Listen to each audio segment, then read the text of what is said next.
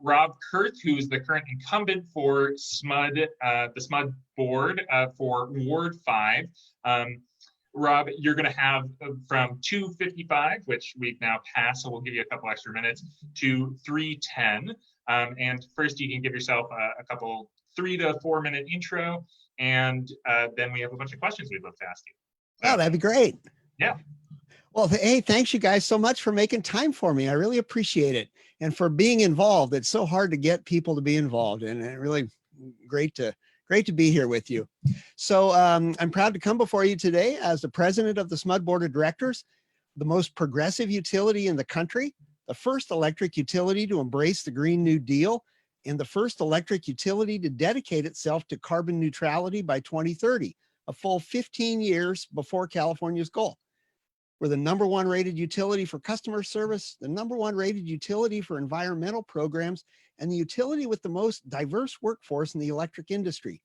SMUD proves that public ownership works.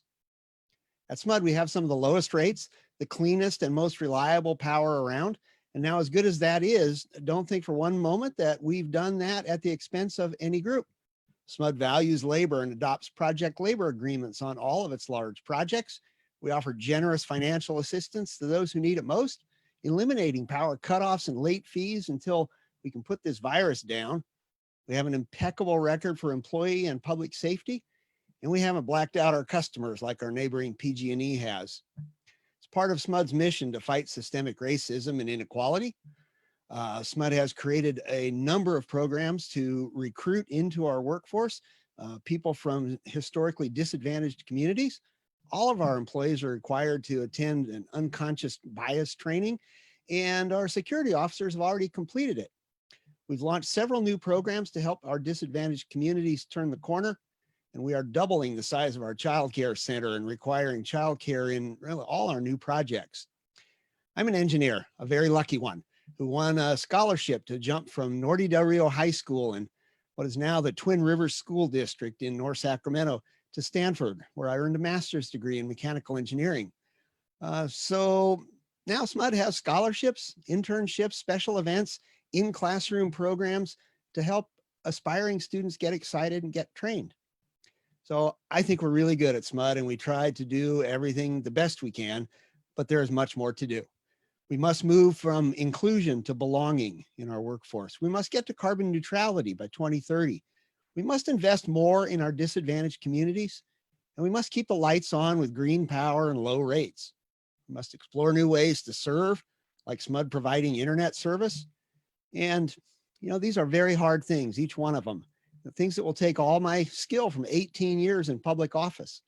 So I'm here to ask for your endorsement in this race so that we can get to know each other during the campaign and make these things happen. So with that, I'd be happy to answer any questions you've got.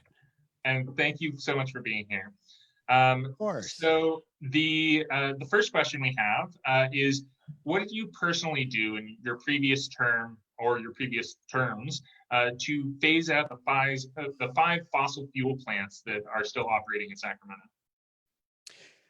A couple of things. We've entered into a hydrogen program where we're currently going to use solar energy to create hydrogen and use that to displace the gas from the natural gas from the feed stream to the turbines. The goal here is eventually to replace the natural gas 100% with hydrogen.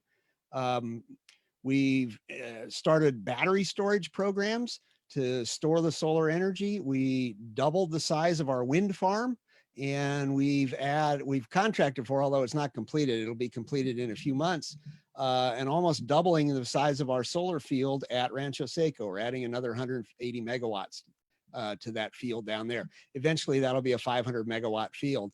There's so many things. Stop me when you're tired, but we've embarked on a battery program a car charging program where we'll be putting 600 car chargers throughout the region, on-street chargers so that anybody can use them. We've come up with a significant subsidy and incentive program for the purchase of electric vehicles. We sponsored and really have seen through now the Mayor's Climate change program to eliminate gas in buildings. And we've recruited several new subdivision developers to eliminate natural gas in their new housing developments, so we can get them to all electric. I'll interrupt you there just so we can get to some more questions. It's an amazing organization. I go on too long. I'm sorry. Quite all right. We do have you here to talk. So you mentioned using solar, and I know there's been a lot of controversy around the solar shares program with SMUD. How do you feel that conversation has gone, and do you think that SMUD is allowing enough rooftop solar to address the needs of the climate crisis? Well, let me answer first what we've been doing about this and why we did it and what that program does. So first off, in our 2040 energy plan, SMUD is calling for 75,000 solar rooftops. Today we have 25,000. So we want to almost triple what we've got out there today. So we are absolutely planning on rooftop solar. That's very important to our plan. We can't make it without it. Some places, rooftop solar is difficult. In an existing neighborhood that has a complete tree canopy, sometimes on multi-story developments, things like that. And so we're completely committed to every building doing its part, but it may not be able to do it on the premises. And so to replace on-premises solar, we came up with neighborhood solar. Now, neighborhood solar is a lot cheaper. And so there's a tension there that the rooftop solar folks are kind of worried about it. But let me assure you, our intention is never to replace rooftop, because we need it. We need a lot more of it. But we need to have, how do I say it? There's no silver bullet to climate change, but there's a lot of silver buckshot. Neighborhood solar is one of the BBs, and we need them all to get this done. And about the conversation, it was horrible. Everybody felt threatened and offended, and that's a kind of a black eye on SMUD's part that we weren't able to conduct that better. We'll do better next time. Thank you. So staying on solar, I don't want to linger too long on here because there are other questions here, and I'm going to give a time check. We have about 6 minutes. We're going to go a couple minutes over because we had to start late. Well, we're giving you the time. So SMUD just released a solar study, I think it was last week. And there was, again, some concern in that around whether or not it was taking in the full impact that solar can have on the climate crisis. Do you want to address the solar study at all? The study's still a draft. Just need to remind folks that the board votes last. And clearly the draft came out, it's got some holes in it that we got to fix. And so we'll come up with a number. There's this sense that rooftop needs to be the cheapest, and it doesn't. Because it's a diversity issue. It's a job creation issue. It's really a community, an individual empowerment issue. And so rooftop needs to be part of a solution regardless. Honestly, some people argue we reimburse people 5.5 cents for their solar today. The study says it's 7. I mean, the way I read it says we're underpaying for it already. Great. Thank you for answering that. Sure. So SMUD also just released a climate emergency declaration that has more ambitious goals than the current IRP. Would you briefly explain what the IRP is and how you in your new term are going to work to get the IRP in line with the climate emergency declaration? So I'm an engineer, and I've learned over the years to always avoid the acronyms. So I call the IRP our 2040 energy plan. So it was started in 2015, adopted in 2018. We're about to start a new version of it. Since that time, I proposed and helped author with the climate advocate community this climate declaration. So I'm completely committed to getting us there by 2030. When we adopt the next 2040 energy plan, it's going to show us getting to carbon neutrality by 2030. So it's it's a big lumbering beast, the government, right? And so we got to make sure it's pointed the right way, and that takes time. But we'll get there. So just to follow up on that, you do have confidence that you and the board can convince the staff or direct the staff to get that goal done. No, I like the word convince more, because, you know, it's always a partnership between the electeds and the government, or the staff, and we have to be on the same page. Part of the reason why I brought forward the climate declaration when I did is I wanted it to be this indelible mark, this high bar that we set out in front of our new CEO. We're just completing now the process of hiring a new CEO. So when we brought them all in there, that was one of the questions. Here's our goal. Can we meet it? How are you going to help us meet it? And so we selected a candidate that is absolutely committed to getting us there. Great. Okay, so it's not going to be easy, right? It's going to be really hard. This is our moonshot, but we think we can do it. You know, moons do get reached. Definitely. And thank you for passing that climate emergency declaration. So we have a couple more questions here, and I do want to give you time at the end to kind of give a small statement about why you'd like our endorsement. So I put this question forward. I noticed in your the questionnaire that you filled out before this candidate forum that several of the top donors to your campaign are construction companies. And right. I'm wondering if there is any sort of conflict of interest of being donated to by construction companies and then having some oversight over those construction projects or the allocation of them. I don't think I received any money from our contractors at SMUD. Maybe I did. If I did, it wasn't much. Mostly it's people in the construction industry. They build homes, they build office buildings, things like that. One of my biggest donors are the people that are building the high density housing in Midtown.